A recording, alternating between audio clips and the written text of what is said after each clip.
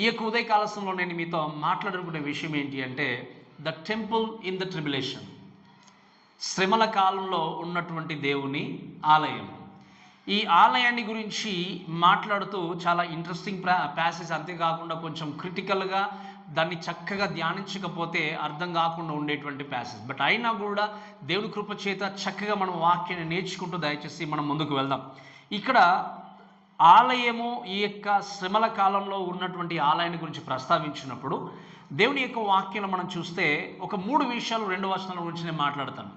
మొట్టమొదటి విషయం ఏంటి అంటే ఆర్డర్, సెకండ్ థింగ్ ఏంటి అంటే outer code, and third thing ఏంటి అంటే అపోజ్. ఈ 3 విషయాలు ఈ 2 వచనాల నుండి నేను మీకు నేర్పించి చక్కగా మీకు అర్థం చేయించడానికి ప్రయత్నం చేస్తాను. మనం దయచేసి మొట్టమొదటిగా ఈ వాక్య భాగం చదువుదాం. చూడండి, దయచేసి మొట్టమొదటి వచనం చదివితే, మరియు ఒకడు చేతికర్ర వంటి కొలకర్ర నాకిచ్చి, నీవు లేచి దేవుని ఆలయమును బలిపీఠమును కొలత వేసి ఆలయంలో పూజించు వారిని లెక్క పెట్టుము అనే మాట మనం చూస్తున్నాం. సో మొట్టమొదటి విషయం ఏంటి, ఈ యొక్క టెంపుల్ కోసము, ఈ మందిరం కోసము, ఈ ఆలయం కోసం మాట్లాడినప్పుడు ఏంటి అంటే ఆర్డర్, లేకపోతే ఏంటి ఆజ్ఞ అనేది వచ్చింది. ఏంటి ఆ ఆజ్ఞ అని అనుకుంటే ఏంటి అంటే, మరియు ఒకడు చేతికర్ర వంటి కొలకర్ర నాకు ఇచ్చి అని చెప్పాడు. మీరు చూడండి, దేవుని యొక్క దూత 10వ అధ్యాయంలో కూడా ఏంటి వచ్చి ప్రకటించినట్టుగా చూసినట్టుగానే యోహాను మీరు మాట్లాడినప్పుడు యెహెజ్కేలు గ్రంథంలో మీరు చూస్తే దేవుని ఆలయాన్ని కొలువమని చెప్పేసి కొలతల గురించి దేవుడు యెహెజ్కేలుకు తెలియజేస్తాడు. కానీ ఇక్కడ యోహాను డైరెక్ట్గా ఇన్వాల్వ్ అవుతున్నాడు. ఏంటి, ఒకడు వచ్చి చేతికర్ర వంటి కొలకర్ర నాకు చేంజ్ చేస్తాడు, నువ్వు లేచి ఆలయాన్ని నువ్వేం చేయండి, కొలవండి అన్నాడు. సో ప్రాముఖ్యంగా మనం ఆలోచన చేస్తే ఆలయము అనుకున్నప్పుడు అసలు ఏంటి ఆలయం, ఏంటి, ఎందుకు కొలవాల్సి వస్తుంది అనే విషయాన్ని మనం ధ్యానిస్తూ ముందుకు వెళ్ళినప్పుడు ఆయన ఏం చేశాడు, ఆజ్ఞాపించాడు. ఖచ్చితంగా నువ్వు వెళ్ళి ఏం చేయాలి, దాన్ని కొలవండి లేదా కొలిచి ఏం చేశాడు, బలిపీఠమును దేవుని ఆలయమును దాంట్లో పూజించు వారిని ఏం చేయండి, లెక్క పెట్టుము అనేటువంటి మాటను యోహాను విన్నట్టుగా చూస్తాం.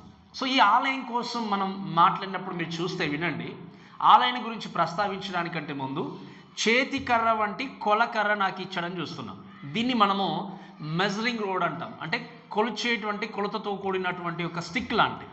దీని గురించి మనం చూస్తే ఏంటి అంటే యొర్దాను ఈ యొక్క తీర ప్రాంతంలో లేకపోతే ఆ యొక్క లోయ ప్రాంతంలో ఒక చెట్టులాగా దాదాపుగా 10 to 15 ఫీట్స్ పెరిగేటువంటి హైట్తో కూడుకున్నటువంటి ఒక పెద్ద చెట్టు నుండి దాన్ని ఏం చేస్తారు అంటే దాన్ని కట్ చేసి, లైక్ మనకు బాంబూస్ ట్రీ ఉంటాయి కదా, బాంబు అంటాం మన బాంబూస్, అటువంటి ట్రీస్లో ఏం చేస్తారు అంటే దాన్ని కట్ చేసి దాన్ని ఏం చేస్తారు, కొలవడానికి కానీ ఇంకా చెప్పాలి అంటే నడవడానికి కానీ ఉపయోగించుకునేవారు.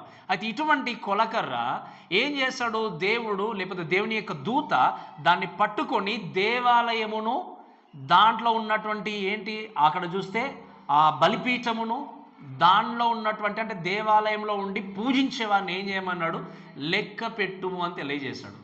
వీటి గురించి డీటెయిల్గా నేర్చుకోవడానికంటే ముందు ఆలయము అనే మాట చూసినప్పుడు ప్రకటన గ్రంథంలో దాదాపుగా ఎంతోమంది అనేది ఏంటి అంటే ఇది నిజంగా ఉండే ఆలయం కాదులే, ఆత్మీయంగా సింబాలికల్గా తీసుకునేటువంటి ఆలయం అనేటువంటి వాళ్ళు చాలామంది ఉంటారు. బట్ లిటరల్గా మనం ఏంటి అంటే ప్రకటన గ్రంథాన్ని మనం ధ్యానించినప్పుడు మనం ఏంటి అంటే భవిష్యత్తును దృష్టిలో పెట్టుకొని వాక్యాన్ని ధ్యానించాలి. ఏంటి చెప్పండి, భవిష్యత్తు, దాన్ని మనం ఏమంటుంటే ఫ్యూచరిస్టిక్ ఇంటర్ప్రిటేషన్ అంటాం.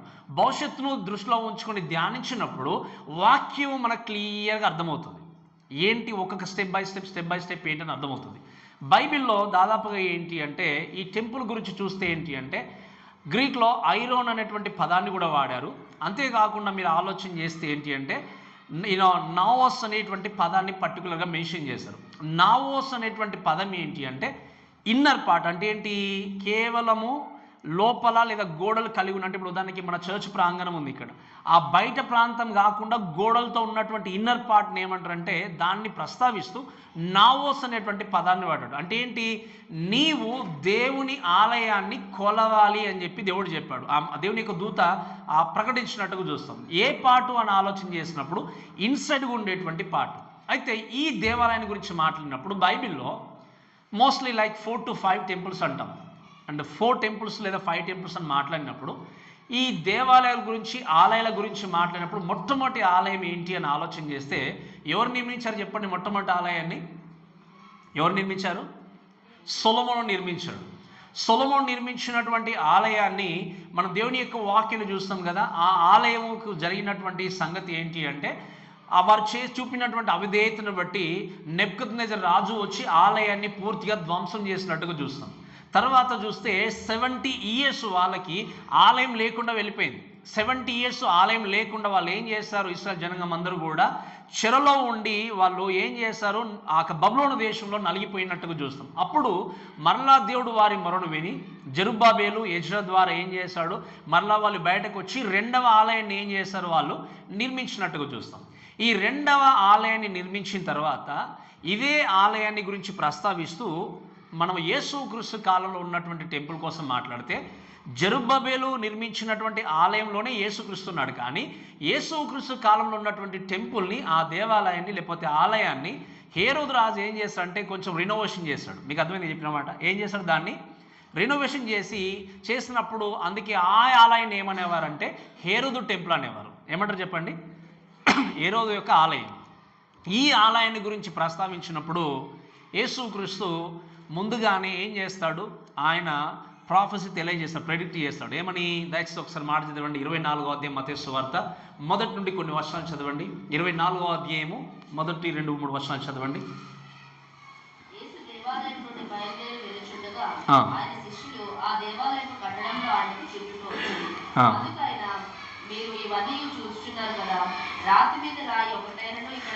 రాతి మీద రాయి ఒకటైనను ఇక్కడ నిలిచి ఉండకుండా పడద్రోయబడునని నేను నిశ్చయముగా ఏమన్నాడు యేసుక్రీస్తు?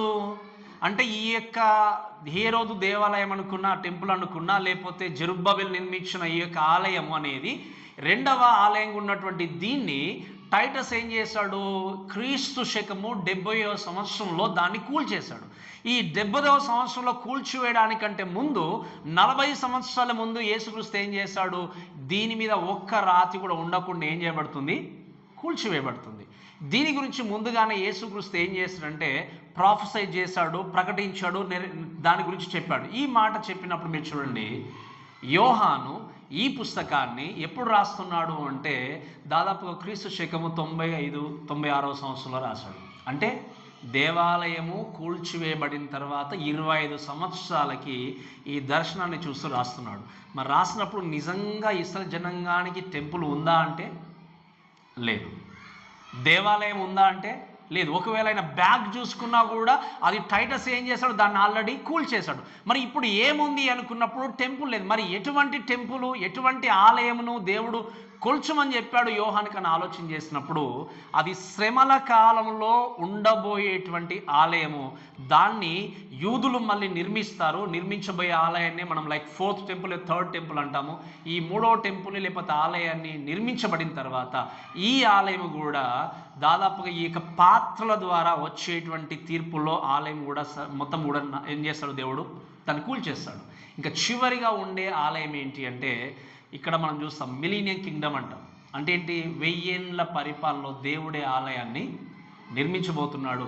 ఆలయములో దేవుని యొక్క మహిమతో ఉండేటువంటి జనులందరూ కూడా కలిసి దేవుని స్తుతించబోతున్నారు. ఇవి దేవుని యొక్క బైబిల్లో లేకపోతే పుస్తకంలో ఉన్నటువంటి ఆలయాలు. మరి ఇప్పుడు ఈ యొక్క విజన్ను చూస్తూ యోహాన్ రాస్తున్నప్పుడు వారికి ఆలయం లేదు కదా అనుకున్నప్పుడు ఈ శ్రమల కాలంలో ఉండేటువంటి ఆలయాన్ని గురించి ప్రస్తావిస్తూ ముందుగానే ప్రవచనాలు వాక్యంలో ఉన్నాయి. దాంట్లో చూస్తే దయచేసి ఒక మాట చదవండి. దానియేలు గ్రంథము 9వ అధ్యాయం 27వ వచనం చదవండి. దయచేసి కొన్ని రెఫరెన్సెస్ కొంచెం తీయాల్సి వస్తుంది, ఈరోజు చదవండి. దానియేలు గ్రంథము 9వ అధ్యాయం 27వ వచనం. వారం వరకు అనేకులకు నిబంధనలు స్థిరపరిచి అర్ధవారంనకు బలి నైవేద్యాన్ని ఈ మీరు వినండి చాలా జాగ్రత్తగా. అంటే ఏంటి? వారము అంటే 7 yearsలో ఏం చేస్తాడు? అర్ధవారం కంటే 3.5 సంవత్సరాల తర్వాత ఇశ్రాయేలు జనాంగము చేసేటువంటి బలిని నైవేద్యాన్ని ఏం చేస్తున్నాడు? అంత్యక్రీస్తు ఆపేస్తాడు. ఎక్కడ బలి అర్పిస్తారు చెప్పండి? బయట అర్పిస్తారా? దేవాలయంలో అర్పిస్తారా? మీకు అర్థమైంది కదా ఇప్పుడు. సో ఈ దేవాలయము దేని గురించి ప్రస్తావించబడిందంటే శ్రమల కాలంలో ఉండబోయేటువంటి దేవాలయంలో జరిగేటువంటి నైవేద్యాన్ని, సాక్రిఫైజెస్ని ఏం చేస్తాడు? అంత్యక్రీస్తు ఆపేయబోతున్నాడు. అలానే 12వ అధ్యాయం 11వ వచనం చూడండి దయచేసి. దానియేలు గ్రంథము 12వ అధ్యాయం 11వ వచనం.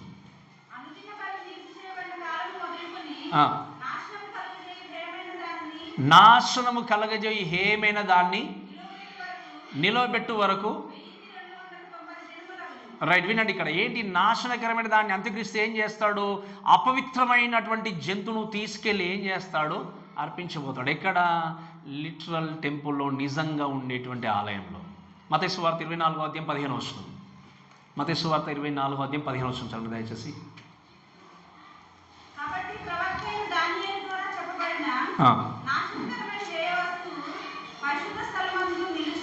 రైట్, నాశనకరమైనటువంటి ఏంటి?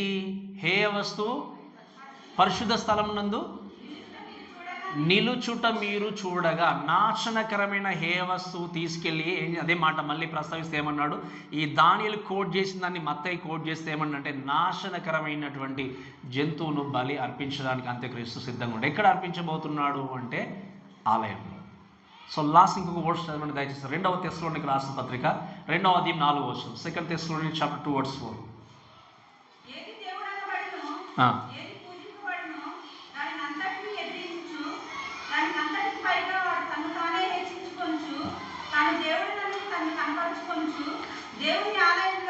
దేవుని ఆలయములో కూచుండును గనక. ఎవరు? అంత్యక్రీస్తు. ఇవన్నీ రిఫరెన్సెస్ ఏంటి అంటే శ్రమల కాలంలో ఉండబోయేటువంటి దేవాలయానికి సంబంధించి రాయబడిన మాటలు. అయితే ఈ యొక్క విషయం మీరు జాగ్రత్తగా ఏంటి అంటే మొట్టమొదటి ఆలయమైనటువంటి సొలొమోను కట్టించినటువంటి ఆలయంలో దేవుని యొక్క మహిమ దిగి వచ్చి అక్కడ ఆ యొక్క మహిమను చూసినప్పుడు ప్రజలందరూ కూడా అక్కడికి వెళ్ళి ఏం చేసేవారు? దేవుడు సెలవిచ్చిన మాటలు వింటూ వెళ్ళిపోయేవారు. కానీ వీరు చూపినటువంటి అవిధేయతను బట్టి, చేసిన తప్పుడు పనులను బట్టి జరిగింది ఏంటి అంటే షకీనా గ్లోరీ అంటాం. ఆ దేవాలయం నుండి ఏమైపోయింది? వెడలిపోయింది. ఆ వెడలిపోయినటువంటి ఆ యొక్క మహిమ అనేది ఎప్పుడు రిటర్న్ వస్తుందో తెలుసా? మళ్ళీ 1000 ఏళ్ల పరిపాలన ఉండబోయేటువంటి దేవాలయంలోనికి ఆ మహిమ అనేది తిరిగి వచ్చినట్టుగా దేవుని యొక్క వాక్యం చూస్తాం. కాబట్టి ఈ దేవాలయాల గురించి మాట్లాడినప్పుడు ఇవి లిటరల్గా బైబిల్లో ఉన్నటువంటి దేవాలయాలు. ఈ దేవాలయాలుగా మాత్రమే కాకుండా క్రొత్త నిబంధనలో మనం ఆలోచన చేసినప్పుడు కొన్ని మెటఫోరికల్గా లేకపోతే సింబాలికల్గా కొన్ని దేవాలయాల గురించి ప్రస్తావించారు. వాటిని చూపించి మనం చక్కగా ఇంకా వాక్యం నేర్చుకుంటూ ముందుకు వెళ్దాం. ఆ దేవాలయం గురించి మాట్లాడే విషయం ఏంటి అంటే చూడండి దయచేసి. యోహాను సువార్త 2వ అధ్యాయం 20వ వచనం చూడండి దయచేసి. యోహాను సువార్త 2వ అధ్యాయం 20వ వచనం. యూదులు ఈ దేవాలయమును 46 సంవత్సరాలు కట్టారు. నీవు 3 దినములలో దీన్ని ఏం చేస్తానో నీవు. మీరు వినండి, దేవుడు ఏ దేవాలయం గురించి మాట్లాడాడు? ఏ దేవాలయం గురించి చెప్పండి? జెరుబ్బేలు నిర్మించిన, యెజ్రెయేలు నిర్మించినటువంటి దేవాలయము దాదాపుగా అంటే 46 సంవత్సరాలు అంతా కూడా వాళ్ళు కట్టినప్పుడు ఆ దేవాలయాన్ని గురించి కాకుండా దేవుడు ఏమన్నాడు? ఈ దేవాలయం అంటే నా బాడీని, నా శరీరాన్ని మీరు ఏం చేయండి? చంపండి, కూల్చేయండి. నేనేం చేస్తాను? 3వ దినాన దాన్ని తప్పకుండా నేను తిరిగి నిలబెడతా అన్నాడు. అది దేవుని యొక్క శరీరాన్ని గురించి ప్రస్తావించినప్పుడు, ఇన్నర్ పార్ట్ గురించి మాట్లాడినప్పుడు ఆలయం అనే మాట ప్రస్తావించబడింది. అంతేకాకుండా 1 కొరింథీయులకు రాసిన పత్రిక 6వ అధ్యాయం 19వ వచనం చూడండి దయచేసి. 6వ అధ్యాయం 19వ వచనం.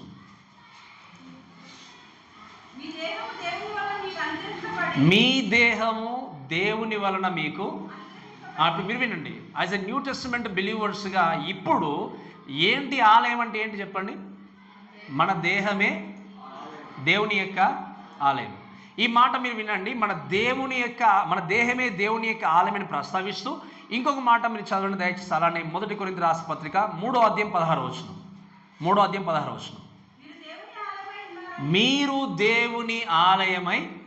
సో ఈ సందర్భంలో a group of people called as a church, even సంఘాన్ని కూడా ఉద్దేశిస్తూ మీరు దేవుని ఆలయంగా ఉన్నారని చెప్పాడు. ఈ మాటలన్నీ కూడా మీరు దయచేసి ప్రస్తావించి చూడండి. లిటరల్గా ఉండబోయేటువంటి టెంపుల్ అక్కడ ఉంది. అంతేకాకుండా ఈ కాలంలో ఇప్పుడు దేవుడు మనతో ఉంటూ సెలవిచ్చిన మాట ఏంటి అంటే నీ దేహము దేవుని యొక్క ఆలయం. నీవు లేదా సంఘం మనందరం కూడా కలిసి ఉండి ఇన్నర్ పార్ట్, అందుకే నావోస్ అనే పదాన్ని వాడు. ఏంటి? ఇన్నర్ పార్ట్గా ఉన్నటువంటి మన దేహము దేవుని ఆలయం కాబట్టి ఈ దేవుని ఆలయాన్ని ఏంటి పవిత్రతతో పరిశుద్ధతతో మనం ఏం చేయాలి? నిలబెట్టుకుంటూ ముందుకెళ్ళాలి. ఇప్పుడు టెబర్నికల్ను చూసామనుకోండి, మన టెబర్నికల్ను చూసినప్పుడు మనకు తెలుసు అతి పరిశుద్ధ స్థలము, పరిశుద్ధ స్థలము తర్వాత ఆవరణం, ఆ యొక్క విషయాలను చూసినప్పుడు ఆ పరిశుద్ధ స్థలంలోనికి ఎవరుంటారో మనకు తెలుసు. మనం హెబ్రీలకు రాసిన పత్రికలో మీకు చక్కగా నేర్పించాను మొత్తం కూడా దాని గురించి. ఇటు పక్కన ఎంతమంది ఉంటారు, ఏక తెగలు ఉంటారు, అక్కడ ఎవరు ఉంటారు, ఇక్కడే ఉంటారు, అన్నీ కూడా మీకు నేర్పించాను నేను. ఈ అతి పరిశుద్ధ స్థలంలోనికి ప్రధాన యాజకుడు ఒక్కసారి మాత్రమే వెళ్ళాలి. అది విషయం కూడా మనకు తెలుసు. ఎప్పుడు? సంవత్సరానికి ఒక్కసారి. అంత పరిశుద్ధంగా ఆ యొక్క దేవాలయం అనేది ఏంటి అక్కడ ఉన్నట్టుగా చూస్తాం. ఇప్పుడు ఉన్నటువంటి దేవాలయం గురించి మాట్లాడినప్పుడు మన దేహము దేవుని ఆలయం అన్నప్పుడు ఈ ఆలయాన్ని చేయాల్సింది ఏంటి అంటే పరిశుద్ధంగా పవిత్రంగా ఏం చేయాలి? నిలబెట్టుకుంటూ ముందుకెళ్ళాలి. ఈరోజు మీరు వినండి, ఈ మాటలు బట్టి ఆలోచన చేసేది ఏంటి అంటే ఈ దేవాలయాన్ని పరిశుద్ధంగా పవిత్రంగా నిలబెట్టుకుంటూ ముందుకు వెళ్ళాలి. ఎందుకు అంటే ఈ ఆలయములో నీ దేహములో నీ హృదయములో ఎవరు నివాసం చేస్తున్నారు? ఎవరు నివాసం చేస్తున్నారు చెప్పండి? ఒక మాట నేను అడుగుతాను, చాలా జాగ్రత్తగా వినండి.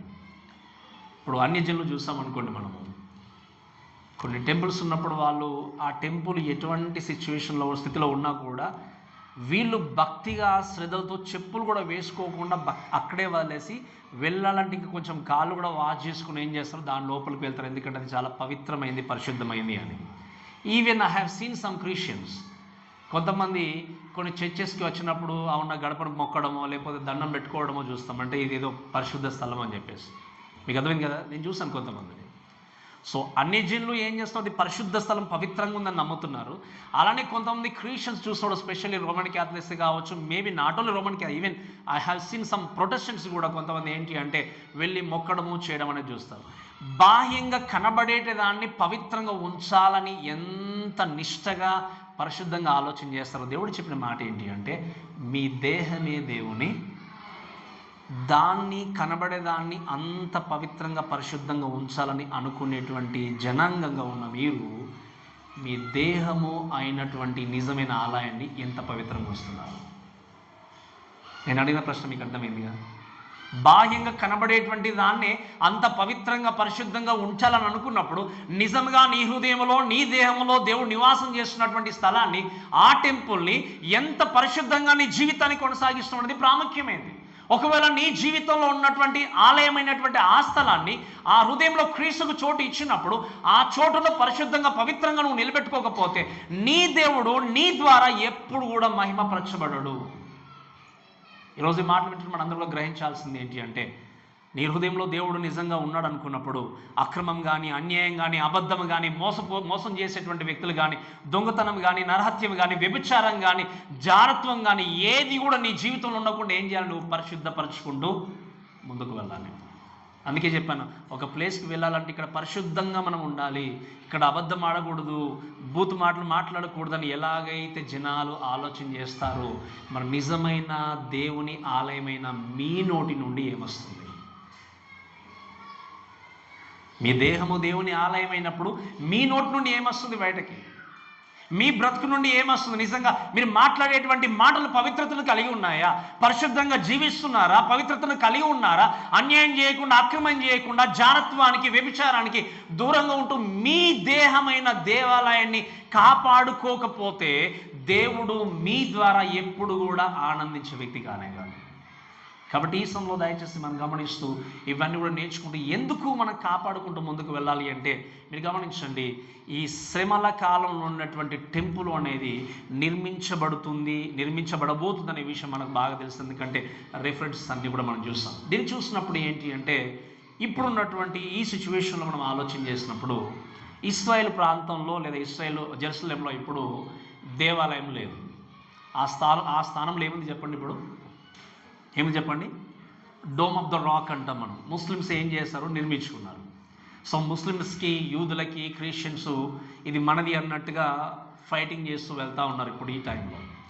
అయితే ఇప్పుడు మీకు నేను తెలియజేసే కొన్ని విషయాలు ఏంటి అంటే అక్కడ టెంపుల్ మౌంట్ ఇన్స్టిట్యూట్ అనేది ఉంటుంది. మీకు అర్థమైంది కదా? ఇక్కడ చెప్పండి, యెరూషలేం ప్రాంతంలో టెంపుల్ మౌంట్ ఇన్స్టిట్యూట్లో అక్కడ ఉన్నటువంటి ఆ ఇన్స్టిట్యూట్లో ఏంటి అంటే 3వ ఆలయాన్ని, లేకపోతే శ్రమల కాలం ఉండేటువంటి దేవాలయాన్ని ఎలా నిర్మించాలని చెప్పి బ్లూ ప్రింట్ అంతా కూడా రెడీ చేసి పెట్టారట వాళ్ళు. ఏంటి చెప్పండి? ఇప్పుడు మనకు మ్యాప్ ఉంటుంది కదా, బ్లూ ప్రింట్ ఉంటుంది కదా, ఒక ఇల్లు కట్టడానికైనా ఒక బిల్డింగ్ నిర్మించడానికైనా బ్లూ ప్రింట్స్ ఎలా ఉంటాయో, ఈ 3వ ఆలయాన్ని నిర్మించడానికి బ్లూ ప్రింట్స్ అంతా కూడా రెడీ చేసి పెట్టారట. కానీ ఎవరు కూడా దాన్ని ఫొటోస్ తీసుకోవడానికి మాత్రం పర్మిషన్ ఇవ్వట్లేదట. అందుకనే మనకు దానికి అది బయటకు రాలేదు. కానీ టెంపుల్ మౌంట్ ఇన్స్టిట్యూట్లో అది ఇప్పటికి కూడా ఏం చేస్తారు, రెడీ చేసి పెట్టారు. ఎలా దాన్ని నిర్మించాలి, ఎక్కడ సాక్రిఫైస్ చేయాలి, ఏ ప్లేస్లో మనము ఆల్టర్నేట్ పెట్టాలి, ఇవన్నీ కూడా వాళ్ళు ఏం చేస్తారు, మొత్తం కూడా డిజైన్ చేసి పెట్టారు.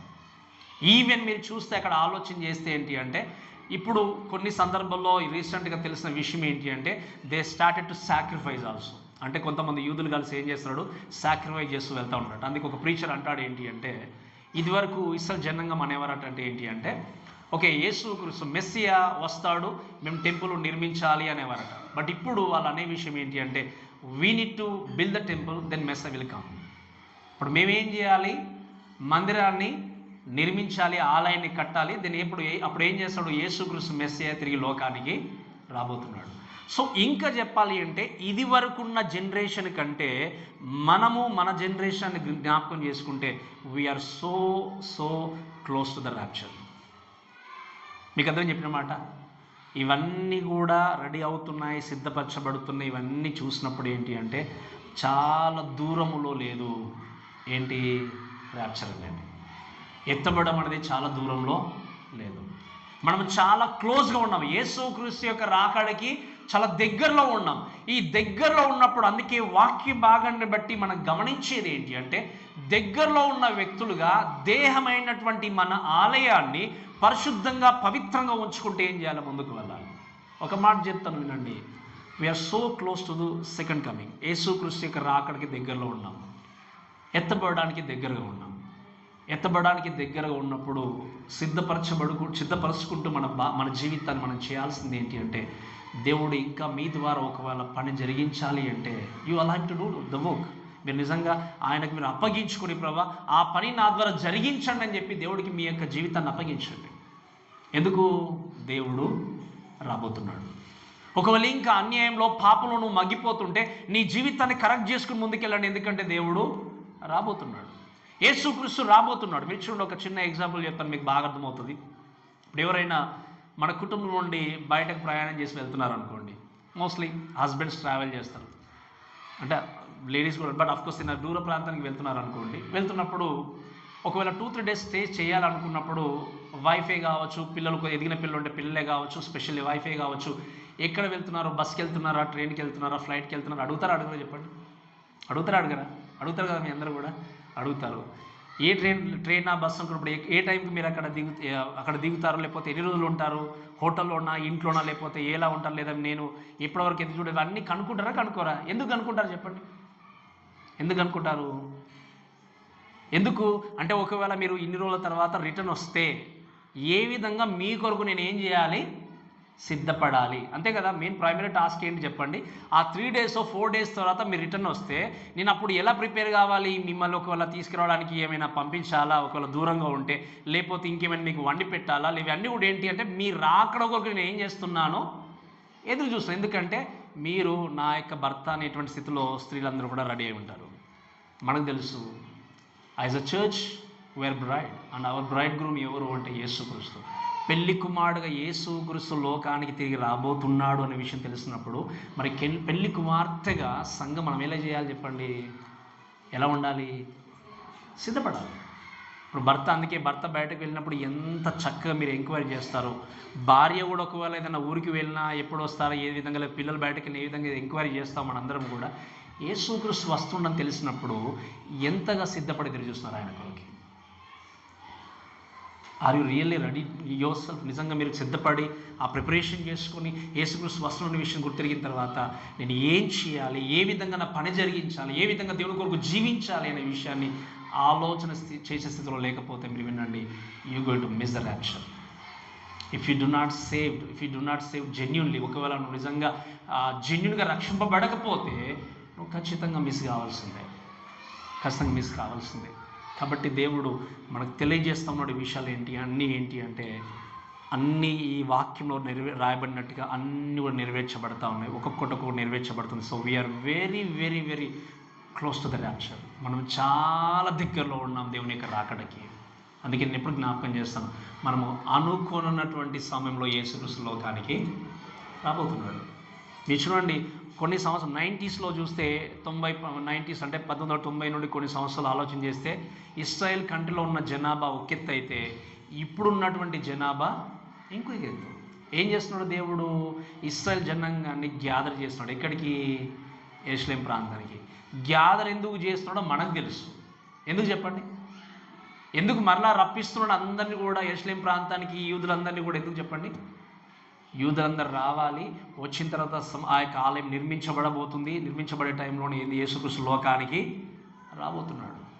ఐ మధ్యాకాశంకి యేసుక్రీస్తు రాబోతున్నాడు. ఇవన్నీ కూడా వాక్యంలో ఉన్నాయి, నెరవేర్చబడబోతున్నాయి. అవన్నీ కాలానుగుణంగా జరుగుతున్నాయి. కానీ మరి వాటన్నిటినీ ఎరిగినటువంటి నీవు నీ జీవితాన్ని ఏ విధంగా ప్రిపేర్ చేసుకుంటున్నావు, నీ బ్రతుకుని ఏ విధంగా ప్రిపేర్ చేసుకుంటున్నావు అన్నది చాలా ప్రాముఖ్యమైనది. కాబట్టి ఈ విషయాలు దయచేసి ఒక్కసారి మనము జ్ఞాపకం చేసుకుంటూ గమనిస్తూ దయచేసి దేవుని ఆలయమైన మన ఆలయాన్ని చక్కగా నిర్మించుకుంటూ ముందుకు వెళ్ళాలి. సో బ్యాక్ టు ఇక్కడ రెవల్యూషన్లో చూస్తే ఏంటి అంటే, ఈయన దేవుని ఆలయాన్ని ఏం చేయమన్నాడు? ఆయన కొలవండి అని చెప్పినప్పుడు చూస్తే ఈ యొక్క యెరూషలేంలో ఇప్పుడు డోమ్ ఆఫ్ ద రాక్ అనేటువంటి దీన్ని ఏం చేస్తారంటే ముస్లిమ్స్ క్రీస్తు శకము 691 సంవత్సరంలో నిర్మించారు దాన్ని. అంతకుముందు ఉన్నటువంటి ఆలయం పడిపోయిన తర్వాత వీళ్ళు ఏం చేస్తారంటే దాన్ని నిర్మించుకుంటే ఏంటంటే యెరూషలేం ప్రాంతం కూడా మాదే, ఇది మాకు రెండవ పవిత్ర స్థలం అని చెప్పుకుంటే ఏం చేస్తారు అంటే ముందుకు వెళ్ళిపోతారు. కానీ ఒక విషయం ఏంటి అంటే, యెరూషలేము అనే పదం అసలు ఖురాన్లో లేదు. నేను చెప్పిన వాళ్ళకి అర్థమైందా? యెరూషలేం అనే పదము ఎగ్జాక్ట్లీ డైరెక్ట్లీగా అక్కడ ఖురాన్లో లేదు. ఇండైరెక్ట్గా డిఫరెంట్ కైండ్ ఆఫ్ సింబలైజేషన్ వాళ్ళు వాడచ్చు. కానీ ద ఎగ్జాక్ట్ వర్డ్ అయినటువంటి యెరూషలేము అనేటువంటి పదము ఖురాన్లో లేదు. కానీ బైబిల్లో దాదాపుగా 800 సార్లు రాయబడింది. ఎన్నిసార్లు చెప్పండి? బట్ స్టిల్ ముస్లిమ్స్ ఏం చేస్తారు అంటే ఇది మాకు సంబంధించింది అంటారు. ఎందుకు అంటే అల్లా మహమ్మద్ని అక్కడ నుండి తీసుకెళ్ళిపోయాడని నమ్ముతారు వాళ్ళు. They have a different story. వాళ్ళకి ఏంటి డిఫరెంట్ స్టోరీ ఉంది.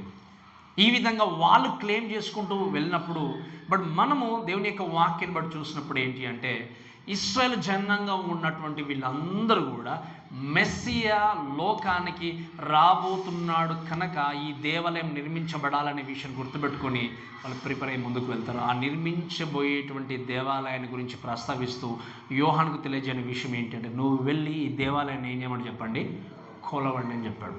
ఒక మాట చూడండి దయచేసి, జకరియా గ్రంథము 12వ అధ్యాయం 10వ వచనం. జకరియా గ్రంథం 12వ అధ్యాయం 10వ వచనం. దావీదు సంతతి వారి మీదను యెరూషలేం నివాసుల మీదను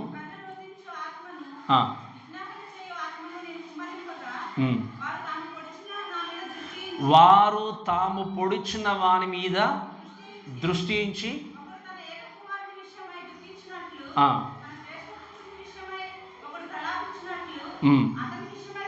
రైట్. ఎవరినైతే వాళ్ళు చంపేశారో, ఎవరినైతే పొడిచారో, ఎవరు చెప్పండి? ఎవరిని పొడిచారు వాళ్ళు? ఎవరిని చెప్పండి? యేసుక్రీస్తుని. ఏం చేశారు యూదులు? యేసుక్రీస్తు లోకానికి వచ్చినప్పుడు ఆయన విశ్వసించకుండా, మెస్సియా గుర్తెరగకుండా ఏం చేశారు? వాళ్ళు పొడిచారు, చంపేశారు. తాము పొడిచినటువంటి ఆ వ్యక్తిని చూసి తమ జ్యేష్ఠ కుమారుని విషయంలో ఎట్లయితే వాళ్ళు బాధపడుతూ ప్రలాపిస్తారో అలా ప్రలాపిస్తూ దేవుని కొరకు వాళ్ళు ఎదురు చూస్తారు అనే విషయాన్ని జకరియా ముందుగానే తెలియజేశాడు. కాబట్టి ఈ విషయాలన్నీ జ్ఞాపకం చేసుకుంటూ మనం ధ్యానించాల్సింది ఏంటి అంటే, ఈ దేవాలయం అనేది ఖచ్చితంగా శ్రమల కాలంలో ఉండబోతుంది. ఆ దేవాలయాన్ని ఏం చేయమన్నాడు ఇక్కడ దేవుని దూత సెలవిచ్చిన మాట ఏంటంటే, దేవాలయం నువ్వు ఏం చేయండి, కొలవండి. ఎందుకు కొలవాలి అని ఆలోచన చేసినప్పుడు, మెజరింగ్ టెంపుల్ గురించి మాట్లాడినప్పుడు it talks about redemption of Israel. అంటే ఏంటి? యూదులుగా ఉన్నటువంటి వారిని విడిపించడానికి దేవుడు ఈ కొలత వాడాడు. అది ఆయన యొక్క ప్రణాళిక. ఆ దేవాలయం మాత్రమే కాకుండా వాక్యం రాయబడిన ఇంకొక విషయం ఏంటి అంటే, బలిపీఠంను కూడా ఏం చేయమన్నాడు? ఆయన కొలత వేయమన్నాడు. ఈ బలిపీఠం గురించి మాట్లాడితే ఆవరణలో ఉండేటువంటి బలిపీఠాన్ని మనం చూస్తాం. దాని గురించి నేను మీకు ఆల్రెడీ చాలాసార్లు బోధించాను కాబట్టి ఎక్కువ సమయం తీసుకోండి. ఆవరణలో ఉండేటువంటి బలిపీఠాన్ని కూడా కొలత వేయమన్నాడు. అంతేకాకుండా చూస్తే మెజరింగ్ పీపుల్ అన్నాడు. ఇక్కడ చూస్తే ఏముంది? ఇంకా అదే మొదటి వచనంలో ఆలయములో పూజించు వారిని మీరు చాలా జాగ్రత్త వినండి ఈ పదాన్ని. ఆలయంలో పూజించు వారిని అంటే పూజించని వ్యక్తులు కూడా ఉన్నారా లేరా? ఆలయంలో పూజించే వ్యక్తులు ఎవరంటే యూదులు. నేను చెప్పినట్టు మీకు అర్థమైంది కదా. ఆలయంలో పూజించే వ్యక్తులు నువ్వేం చేయండి, లెక్క పెట్టుము అని ఆలోచన చేసినప్పుడు మీరు గమనించాల్సిన విషయం ఏంటి అంటే, ఇక్కడ చాలా జాగ్రత్తగా ఏంటి అంటే, ఈ పూజించే వ్యక్తుల్ని లెక్క పెట్టుకుంటూ ముందుకు వెళ్ళాలి. ఎందుకు అంటే they will have a lot of persecution coming in 3.5 years. ఈ 3.5 సంవత్సరాల్లో బహుశ్రమల గుండా వాళ్ళు ఇంకా వెళ్ళాల్సి వస్తుంది. సో వారిని ప్రొటెక్ట్ చేయడానికి, వారిని భద్రపరచడానికి, వారికి కాపుదలను ఇవ్వడానికి దేవుడు ఏమన్నాడు దూత ద్వారా అంటే, నీవు దేవాలయాన్ని, ఆ యొక్క ఆల్టర్ని, ఇంకా అంతేకాకుండా ఆ యొక్క మనుషుల్ని నువ్వేం చేయమన్నాడు, కొలువమని చెప్పాడు. ఈ కొలత దేనికి సూచన అంటే, it talks about it's divine purpose. ఇంకా టాక్స్ అబౌట్ ఏంటి అంటే ఇశ్రాయేలు జనాంగాన్ని విమోచించే దాని గురించి మాట్లాడుతుంది. వాడిని ఏం చేస్తున్నాడు చెప్పండి. ఈ యొక్క కొలత గురించి మాట్లాడినప్పుడు బైబిల్లో చూస్తే దెర్ ఆర్ ఓన్లీ 2 reasons. ఒక రీజన్ ఏంటి అంటే కొలత వేసి తీర్పులోకి తీసుకొస్తాడు దేవుడు. రెండవది ఏంటి అంటే మీరు చూడండి, కొలత వేయడం దేని కొరకు అంటే భద్రతనివ్వడం కొరకు. వాళ్ళు ఏ రేంజ్లో ఉన్నారు, ఏ విధంగా ఉన్నారని మాట్లాడడానికి. స్పెషల్లీ ఈ కొలత గురించి మాట్లాడినప్పుడు యూదులకు సంబంధించిన కొలతగా చూస్తాం. ఎందుకు అన్యులకు సంబంధించిన విధంగా ఉండదంటే మనం తర్వాత వచ్చిన చదువుకుంటాం. ఈ కొలత వేసి చూడమని చెప్పిన దానికి కారణం ఏంటి అంటే వారికి కావలసినటువంటి భద్రతను దేవుడు ఇవ్వడానికి. అందుకే బైబిల్లో మనకు సమయం లేదు కానీ మీరు చూడండి, all Israel's will be saved అని వాక్యాలు చూస్తాం. అంటే ఏంటి, అందరూ ఇశ్రాయేలు జనాంగం అందరినీ కూడా దేవుడు ఏం చేయబోతున్నాడు, రక్షించబోతున్నాడు. ఎప్పుడు రాబోయేటువంటి శ్రమకాలం తర్వాత 1000 ఏళ్ల పరిపాలనలో వాళ్ళందరూ కూడా ఉండబోతున్నారు. ఈ మాటలన్నీ చూస్తున్నప్పుడు మీరు గమనించండి, ఈ శ్రమల కాలంలో సంఘంగా మనం ఉండబోము. సంఘముగా ఉండి ఆలయంలో మనం నిజంగా నిలిచి ఉండి దేవుణ్ణి ఆరాధించడం. ఎందుకంటే ఆ టైంలో ఎక్కడ ఉంటాం చెప్పండి, మనం అందరం కూడా మధ్య ఆకాశంలో ఉంటాం. శ్రమల కాలంలో ప్రవేశించకుండా మధ్యాకాశంలో దేవునితో ఉండి ఆయనతో పాటు రావడానికి సిద్ధంగా ఉండేటువంటి జనంగా మనం ఉండబోతున్నాం. కాబట్టి ఈ విషయాలు చూస్తూ మనం దయచేసి ముందుకు వెళ్ళాల్సిన విషయం ఏంటంటే చూడండి, దయచేసి రెండో విషయం చూద్దాం. నాట్ ఓన్లీ టెంపుల్ గురించి మాట్లాడినప్పుడు, సో ఇది లిటరల్ టెంపుల్. ఈ టెంపుల్లో వీరి కొలత వేయమన్న తర్వాత రెండో విషయం ఏంటంటే రెండో వచనం చదువుదాం.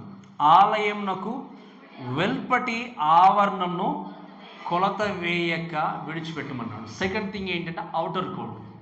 మన మ్యాప్లోకి వెళ్ళ చూసినప్పుడు ఏంటి అంటే పరిశుద్ధ స్థలము, అతి పరిశుద్ధ స్థలము, ఆవరణం అన్నప్పుడు బయట మాత్రమే అన్ని జనులు నిలబడడానికి అవకాశం ఉండేది కానీ లోపలికి రావడానికి మాత్రం పర్మిషన్ లేదు వారికి. అంటే ఇన్నర్ కోర్ట్లోనికి, లోపల ఉండేటువంటి ఆవరణంలోనికి ఈ యొక్క అన్ని జనులు రావడానికి వీల్లేదు. మీరు తర్వాత చదువుకోండి, మనకు సమయం ఎక్కువ లేదు కానీ మీకు తర్వాత మీరు చూస్తే అపోస్తల కార్యం 21వ అధ్యాయంలో అపోస్తలు అయినటువంటి పౌలు ఒక అన్యుణ్ణి లోపలికి తీసుకొచ్చినప్పుడు ఆయన మీద నేరారోపణ చేస్తారు జనాంగం. ఎందుకు అంటే ఇక్కడికి వేరే అన్యుణ్ణి తీసుకొని రాకూడదని చెప్తారు. మీరు వినండి, ఈ ఔటర్గా ఉన్నటువంటి కోర్టును పెట్టమని ఎందుకు దేవుడు అన్నాడు అంటే మీరు వినండి చాలా జాగ్రత్తగా. అంటే అన్ని జనుల పట్ల దేవునికి ప్రణాళిక లేదా? యూదుల పట్ల మాత్రమే దేవునికి ప్రణాళిక ఉందా? మీరు వింటున్నారు కదా ఈ మాట. మనందరం కూడా ఎక్కడ నుండి వచ్చిన వాళ్ళం, యూదుల నుండా అన్ని జాతి నుండా? అన్ని జాతి నుండి. అండ్ మోర్ ఓవర్ ఏంటి అంటే ఈ శ్రమల కాలంలో ఈ టైంలో మనం ఇక్కడ ఉండనే ఉండం. ఎక్కడ ఉంటాం చెప్పండి, మనందరం కూడా మధ్య ఆకాశంలో. ఎవరైతే క్రీస్తును సొంత రక్షకునిగా అంగీకరించారో వారు మాత్రం ఈ శ్రమల కాలం గుండా వెళ్లాల్సిందే. సో అన్యులు ఉన్న వారిని ఎందుకు దేవుడు లెక్క వేయకూడదు అని చెప్పాడంటే మీరు దయచేసి గమనించాల్సిన విషయం ఏంటి అంటే ఇక్కడ ఈ మాటను చూస్తే ఏంటి అంటే ప్రత్యేకంగా ఇశ్రాయేలు జనాంగానికి they have a plumb line అంటాం. అంటే మట్టపు గుండు అంటాం. ఇప్పుడు ఒక గోడ కడుతున్నాం అనుకోండి, ఆమోస్ గ్రంథం 7వ అధ్యాయంలో చూస్తే మీకు అర్థమవుతుంది. ఒక గోడ కట్టేటువంటి మేస్త్రి ఏం చేస్తాడు, దానికి ఒక మట్టపు గుండు పెట్టి కొలత వేస్తాడు చక్కగా. ఏ విధంగా దాన్ని ఎంత లెంత్లో నిర్మించాలి, ఏ విధంగా నిర్మించాలని చెప్పి అలా నిర్మిస్తేనే ఇది స్టాండర్డ్గా ఏం చేస్తుంది చెప్పండి, గోడ అనేది నిలబడుతుంది. సో ఇక్కడ ఉన్నటువంటి అన్యులకి ఇటువంటి మట్టపు గుండుతో కూడినటువంటి కొలత లేదు. ఎందుకు మెజర్మెంట్ లేదు అంటే మీరు వినండి, ఇశ్రాయేలు జనాంగముతో దేవుడు వాగ్దానం చేశాడు. ఏమని వాగ్దానం చేశాడు? నేను మిమ్మల్ని నా సొత్తుగా చేసుకున్నాను, నా జనాంగంగా చేసుకున్నాను, నేను మీకు ఏం చేయబోతున్నాను, నేను ఆ స్థలాన్ని మీకు వాగ్దానం ఇవ్వబోతున్నాను ప్రామిస్ చేశాడు. ఒక మాట వినండి దయచేసి. ఈ మాట చదివిన తర్వాత మీకు బాగా అర్థమవుతుంది. ఒకసారి మన బైబిల్ గ్రంథంలో గమనిస్తే మీరు చూడండి, లూకా సువార్త 12వ అధ్యాయము 48వ వచనం చదవండి దయచేసి. లూకా సువార్త 12వ అధ్యాయం 48వ వచనం.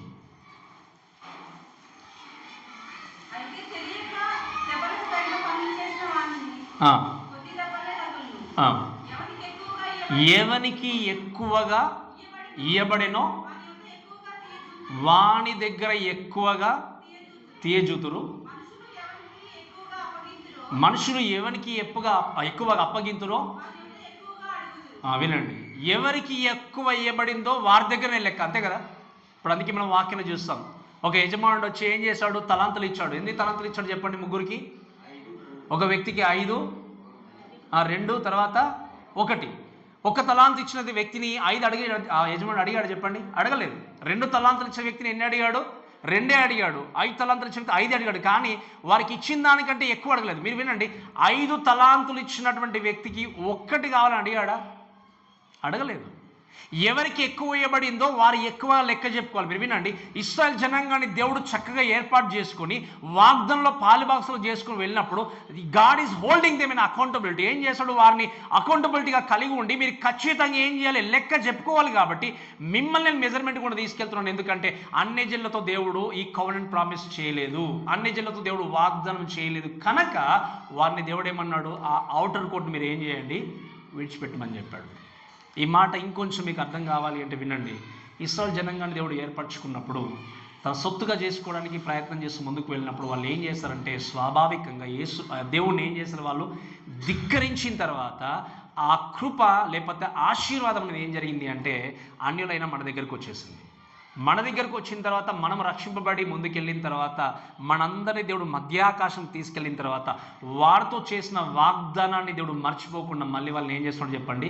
రీగ్యాదర్ చేసి వారిని తన కృపలో భద్రపరిచి కాపాడడానికి సిద్ధంగా ఉన్నాడు. అందుకే వారిని ఏమన్నాడు? మీరు వారిని కొలత వేయండి అన్నాడు.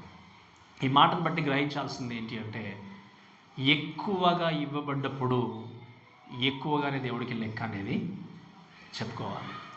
కొంచెం ఇవ్వబడ్డప్పుడు కొంచెంలో లెక్క అనేది చెప్పుకోవాలి. కాబట్టి ఈరోజు గమనించండి, మీ అందరికీ దేవుడు బహుమానాలు ఇచ్చాడు ఇవ్వలేదా? ఎంతమంది ఇచ్చారంటున్నారు, ఎంతమంది ఇవ్వట్లేదు అంటున్నారు? ఇచ్చాడు ఇవ్వలేదు చెప్పండి? ఇచ్చాడు అన్న వాళ్ళు చేతి చూపించండి ఒకసారి. Praise the Lord. మీకు ఇచ్చిన బహుమానాన్ని బట్టి దేవుడు మిమ్మల్ని ఎక్కడగడా అడుగుతాడా? చెప్పండి. అడుగుతాడు అనుకున్నప్పుడు దేవుడు ఒకవేళ మిమ్మల్ని అడిగినప్పుడు ఏ లెక్క చూపిస్తారు? మీరు ఏ లెక్క చూపిస్తారు?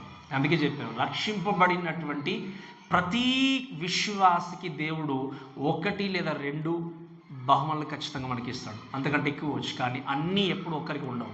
ఈ బహుమానాలు మనకి ఇవ్వబడ్డప్పుడు ఆ బహుమాన విషయంలో మనం ఏం చేయాలి? లెక్క చెప్పాలి. అందుకే నేను చాలా సందర్భంగా మీతో పాటు నేను చెప్పే బోధన నేను ఏం చేయాలి? దేవుడికి లెక్క చెప్పుకోవాలని చెప్పి నేను 100 సార్లు చెప్తాను. మీకు ఎందుకు? ఆయన దేవుడు నన్ను ఏం చేసి అకౌంటబిలిటీకి నిలబెట్టాడు కాబట్టి నా యొక్క బహుమాన విషయంలో నేనేం చేయాలి? దేవుడికి లెక్క చెప్పుకోవాలి. మరి మీ జీవితంలో దేవుడు బహుమానం ఇచ్చినప్పుడు మీరు దేవుని దగ్గర నిలబడ్డప్పుడు లెక్క చెప్పుకోవాలనుకున్నప్పుడు ఎటువంటి లెక్క తీసుకొచ్చి చెప్తాం దేవుడికి?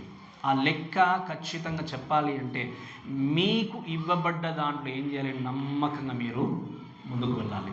అది పరిచర్య విషయమే కావచ్చు, ఇచ్చే విషయమే కావచ్చు, ప్రోత్సాహపరిచే విషయమే కావచ్చు, ఈవెన్ దేవుని యొక్క సందులో కానీ ఎక్కడ కానీ మీకు ఇవ్వబడినటువంటి ప్రతి పరిచర్య వరాన్ని ఏం చేయాలి? దేవుడి కొరకు వాడుకుంటూ ముందుకు వెళ్ళాలి. ఇది వెళ్ళకపోతే, కొనసాగించకపోతే దేవుని దగ్గర దేవుడు ఒకవేళ మిమ్మల్ని లెక్కడిగినప్పుడు చెప్పుకోవడానికి ఆన్సర్ లేకపోతే మనకు తెలుసు దేవుడు ఏమన్నాడు చెప్పండి? ఆ 1 తలాంతు తీసుకున్న వ్యక్తి 1 తలాంతు కూడా సంపాదించి ఏం చేస్తాడు చెప్పండి? మనోడు వెళ్ళి పాతి పెట్టాడు తప్పి దాన్ని ఉపయోగించుకోలేదు, దాన్ని ఖర్చు పెట్టలేదు, దాన్ని వాడుకోలేదు, యూటిలైజ్ చేయలేదు. అప్పుడు ఏం జరిగింది? దేవుడే అక్కడ యజమాని ఏమన్నాడు? వాడి దగ్గర ఉన్నదంతా తీసేసేయండి అని చెప్పాడు. ఈరోజు ఇవన్నీ కూడా ఒక వార్నింగ్స్ లాగా దేవుడు మనకు తెలియజేస్తూ నేర్పిస్తున్న విషయం ఏంటి అంటే నీకు దేవుడు ఎక్కువగా నీకు ఇచ్చాడు అంటే ఆ ఎక్కువలో ఖచ్చితంగా దేవుడు ఏం చేస్తున్నాడు? లెక్క అనేది అడుగుతున్నాడు. లెక్క మన జీవితంలో వాక్యంలో ఒక మాట ఉంది, ఇంకా చక్కగా మత్తయి సువార్త 12వ అధ్యాయంలో మనం మాట్లాడే ప్రతి మాటను కూడా దేవుడు, నేను చాలా జాగ్రత్తగా మనం మాట్లాడే ప్రతి మాటను కూడా దేవుడు లెక్కలోనికి తీసుకొస్తాడు. ఇదివరకు మీకు చెప్పాను నేను చాలా రోజుల క్రితము. ఎన్ని మాటలు మాట్లాడతారు చెప్పండి స్త్రీలు? పురుషులు. మొట్టమొదటి పురుషులు తీసుకుందాం. ఎన్ని మాటలు మాట్లాడతారు చెప్పండి? Maybe for day 4,000 to 4,500 words అనో మాట్లాడతారంట. అదే స్త్రీలు రైట్ డబల్ అంతే కదా, 8 to maybe 8,500 మాట్లాడతారట. ఈ మాటలన్నిట్లలో దేవుడు లెక్కలోనికి ఏమన్నాడు వాక్యంలో, మీరు మాట్లాడే ప్రతి మాటను నేను లెక్కలోనికి తీసుకొని వస్తాను. దేవుడు లెక్కలోనికి తీసుకొచ్చినప్పుడు ఆ లెక్క నిజంగా సరితూగలుగుతుందా సరితూగలేదా ఒక్కసారి మీకు తెలుసు. అందుకే you need to be very careful when you're speaking or when you're communicating with others. నీ జీవితంలో వినండి, నీ కోపంతో కోపాడని ఆ విషయం గురించి మాట్లాడలేదు, కానీ మాట్లాడే మాట అనేది ఫిల్తీగా కాకుండా, ఫ్లాటరింగ్ వర్డ్స్ కాకుండా నువ్వు చేయాల్సింది ఏంటంటే సత్యాన్ని మాత్రమే పలుకుచు దేవుని కొరకు ఏం చేయాలి, సాక్షి నిలబడి. ఎందుకంటే నువ్వు మాట్లాడే ప్రతి మాట దేవుడి లెక్కలోనికి తీసుకురాబోతున్నాడు.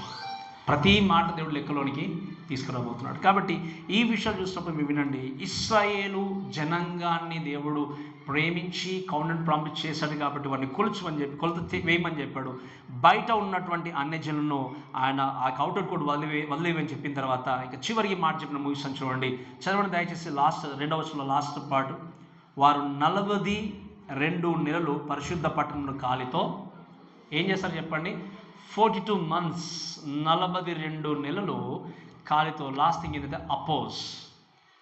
ఈ 42 నెలలు అంటే 3.5 years. ఎన్ని సంవత్సరాలు చెప్పండి, 3.5 సంవత్సరాలు ఈ పట్టణాన్ని పర్సిక్యూషన్ గుండా ఈ అన్యజనులు తీసుకెళ్తారు. ఘోరాతి ఘోరంగా ఏంటి అంటే అక్కడ ఉన్నటువంటి యూదులనే కావచ్చు, దేవుణ్ణి పూజించేటువంటి జనాంగాన్ని కష్టపెడుతూ ఈ అన్యజనులందరూ కూడా ఆధిపత్యాన్ని కలిగి ఉంటారు. ఎన్ని సంవత్సరాలు చెప్పండి, 3.5 సంవత్సరాలు. ఈ చివరి 3.5 సంవత్సరాలు కూడా ఆ పట్టణాన్ని హింసించుతూ బాధపెడుతూ వెళ్తారు. ఎప్పటి వరకు అంటే యేసుక్రీస్తు లోకానికి వచ్చే టైం వరకు. కాబట్టి ఈ విషయాలు గుర్తుపెట్టుకుంటూ మనం నేర్చుకునేది ఏంటి అంటే, దయచేసి ఈ విషయాలను ఆలోచన చేసినప్పుడు అన్యజనులు దేవుడు ఇచ్చేటువంటి ఆపర్చునిటీస్ను లేకపోతే అవకాశాన్ని సద్వినియోగం చేసుకోకుండా వాళ్ళు చేసేది ఏంటి అంటే ధిక్కరించి దేవునికి వ్యతిరేకమైన పాపాన్ని జరిగించుకుంటూ ఈ ప్రాంతాన్ని, ప్రజల్ని, సిటీని కూడా ఏం చేస్తున్నారు చెప్పండి, హింసిస్తూ 3.5 సంవత్సరాలు వెళ్ళినప్పుడు వాళ్ళు వెళ్ళినటువంటి చేసిన దానికి ప్రతిఫలంగా దేవుడు ఒకరోజు వచ్చి వాళ్ళని నిత్య నరకంలోనికి పంపించడానికి రాబోతున్నాడు. మనం శ్రమల కాలంలో ఈ వాక్యాలు వింటూ వస్తున్నప్పుడు ఎన్నో సందర్భాలు అక్కడ ఉన్నటువంటి జనాంగానికి దేవుడు అవకాశం ఇచ్చినా కూడా వాళ్ళు ఏం చేసినట్టుగా చూస్తాను చెప్పండి, వాళ్ళు మారు మనస్సు పొందకుండా అవకాశాన్ని సద్వినియోగం చేసుకోలేదు. దేవుడు ఈరోజు ఉన్నటువంటి మన జనాంగానికి లేదా మనకు కూడా ఎన్నో అవకాశాలు ఇస్తున్నాడు. దేవుడు లాట్ ఆఫ్ ఆపర్చునిటీస్, ఎన్నో అవకాశాలు. కానీ అవకాశాలని సద్వినియోగం చేసుకోకుండా జీవితాన్ని కనుక ఒకవేళ చక్కదిద్దుకోకపోతే ద నెక్స్ట్ స్టెప్ ఏంటి అంటే అంతిమ తీర్పు నుండి తప్పింపబడాలి అంటే యేసుక్రీస్తు మాత్రమే మార్గము. ఆయన లేకుండా ఏ వ్యక్తి కూడా అంత్య తీర్పు నుండి తప్పింపబడలేడు. ఆయన అన్నాడు, ఒకవేళ ఆయన అంగీకరించినట్టయితే ఆ అంత్యదినంలో వాడిని ఏం చేస్తున్నాడు, దేవుడు లేపుతానని చెప్పాడు. అంటే ఏంటి, తనతో పాటు నేను ఏం చేస్తాను, ఆ వ్యక్తిని కూర్చుండబెట్టుకుంటున్నా అని చెప్పాడు. ఒకవేళ క్రీస్తు ఎన్ని అవకాశాలు ఇచ్చినా కూడా ఇంకా మారుమనసు లేకపోతే, ఇంకా విశ్వాస జీవితం లేకపోతే, ఇంకా బ్రతుకును మార్చుకోకపోతే ద నెక్స్ట్ ఆప్షన్ ఏంటి అంటే అంత్య తీర్పు రాబోతుంది. ఇంకా దాని తర్వాత తీర్పు ఉండదు. ఏంటి అంటే డైరెక్ట్గా నరకంలోనికి వెళ్ళాల్సిందే, నిత్య నరకంలోనికి వెళ్ళాల్సిందే. అవకాశం అనేది లేదు. ఈరోజు వాక్యాన్ని గుర్తిరిగిన వ్యక్తిగా క్రీస్తు నిజంగా నీ జీవితంలో ఉంటే నువ్వు ఎత్తపడతావు. క్రీస్తు నిజంగా నీ జీవితంలో లేకపోతే, విశ్వాస జీవితాన్ని కలిగి ఉండకపోతే ఖచ్చితంగా శ్రమల గుండా వెళ్ళాలి. అందుకే చెప్పాను, నేను చాలా దగ్గరలో ఉన్నాము. నేను రేపే ఎల్లుండి అని చెప్పట్లేదు, but we are very too close to the rapture. ఒకవేళ క్రీస్తును సొంత రక్షకునిగా నువ్వు విశ్వసించకపోతే ఎక్కడ వెళ్ళాలి చెప్పండి, భూమి మీదనే ఉండి ఇక శ్రమల గుండా వెళ్ళాలి. ఎంతసేపు చెప్పండి, 7 సంవత్సరాలు గడిచిపోవడం. ఆ 7 సంవత్సరాలు గడిచిపోతున్న కాలంలో శ్రమల గుండా వెళ్తున్నప్పుడు కూడా దేవుని ధిక్కరించే సమూహంలో ఉన్నట్టయితే ఆ వ్యక్తి ఖచ్చితంగా ఇక్కడికి దేవుడు ఇచ్చేటువంటి అంత్య తీర్పులోనికి వెళ్ళి నిత్య నరకంలోనికి వెళ్ళాల్సిందే. అక్కడి నుండి తప్పించే వ్యక్తి ఎవరు కూడా లేరు. సో దేవుడు ప్రతిసారి తన వాక్యం చేత మనకు ఆయన హెచ్చరిస్తున్నాడు. జ్ఞాపకం చేస్తున్నాడు. యాజ్ అ వార్నింగే, యాజ్ అ సజెషన్స్గా దేవుడు ఎన్నోసార్లు మనతో మాట్లాడుతున్నాడు. ఈ విషయాలన్నీ గుర్తుంచుకుంటూ వింటూ కూడా ఇంకా మారు మనస్సు కలిగి జీవించకపోతే, అందుకే నేను ఇప్పుడు ఒక మాట చెప్తాను, ముగిస్తానికి వినండి. ఇక్కడ ఈ కొద్ది మాటలు మనకు కొన్నిసార్లు కష్టం అనిపించినా, జీవించే జీవన విధానం కష్టంగా ఉన్నా, కొన్నిసార్లు భరింపలేనిదిగా ఉన్నా కూడా ఈ కొద్ది కాల శ్రమ మీరు ఓర్చుకుంటే, ఏంటి చెప్పండి, కొద్ది కాల శ్రమ మీరు ఓర్చుకుంటే నిత్యత్వములో ఆనందించగలుగుతాం. శ్రమ లేకుండా, కష్టం లేకుండా, బాధ లేకుండా నిత్యత్వంలో ఎల్లకాలం కూడా మనం ఏం చెబుతున్నాం చెప్పండి, ఆనందించిపోతున్నాం. కానీ ఇక్కడే నాకు అన్ని రకాల సౌకర్యాలు కావాలి, అన్ని రకాల వసతులు కావాలి, అన్ని రకాల ఆనందాలు కావాలి అని చెప్పి దేవుణ్ణి ధిక్కరిస్తే ఇహలోకంలో నువ్వు చాలా హ్యాపీగా ఉండొచ్చు. చాలా చనిపోయేంత వరకు, నువ్వు చివరిగా శ్వాస తీసుకునేంత వరకు చాలా హ్యాపీగా ఉండొచ్చు. కానీ ఇక్కడ కన్ను మూస్తే, దేవుణ్ణి తెలుసుకోకుండా కన్ను మూస్తే నరకంలోనే కన్ను ఓపెన్ చేయడం. నేను చెప్పినప్పుడు మీకు అర్థమైందా? ఇక్కడ ఒకవేళ మీరు దేవుణ్ణి తెలుసుకోకుండా కన్ను మూస్తే మళ్ళీ కన్ను తెరిచేది ఎక్కడ చెప్పండి, నరకంలోనే. కానీ దేవుణ్ణి తెలుసుకుని ఇక్కడ కన్ను మూస్తే మళ్ళీ మన పరలోకంలోనే కన్నులు తెరిచి దేవునితో ఉండబోయేది. ఇది ఊహించుకోవడానికి ఎంత బాగుంది చెప్పండి. కానీ ఊహించుకోవడానికి బాగుంది అనుకున్నప్పుడు ఆయనతో పాటు ఉండాలి అంటే ప్రాణం పోకముందే పరిశుద్ధులైన క్రీస్తు వైపు తిరిగి జీవితాలు మార్చుకుంటూ దేవుని కొరకు సాక్షిగా జీవించాలి. కాబట్టి ఈ మాటలను మనల్ని దేవుడు దీవించి ఆశీర్వదించును గాక. ఆమేన్.